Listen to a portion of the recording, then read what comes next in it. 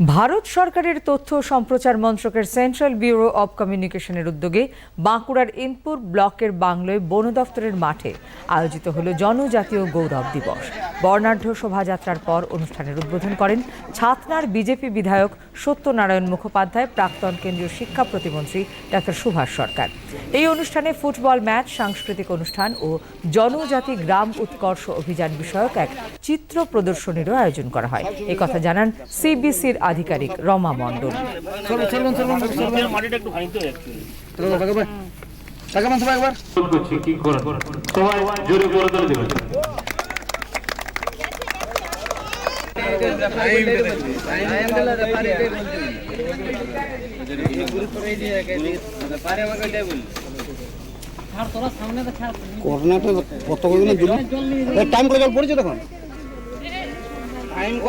আমরা এখানে CBC field office বাঁকুড়ার তরফ থেকে, ministry of information and broadcasting, government of ইন্ডিয়ার তরফ থেকে আমরা এখানে জনজাতি গৌরব দিবস, বিরসা মুন্ডার 150তম জন্মদিন উদযাপন করছি।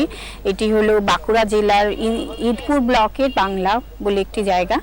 তো এখানে এসছেন আমাদের মাননীয় বিধায়ক, এসছেন শ্রী সত্যনারায়ণ মুখার্জি, আমাদের প্রাক্তন কেন্দ্রীয় মন্ত্রী শ্রী সুভাষ সরকার এসেছিলেন। আমরা এখানে একটি এক্সিবিশন লাগিয়েছি, সেটা হচ্ছে ধরতি আবা জনজাতি গ্রাম উৎকর্ষ অভিযানের উপর।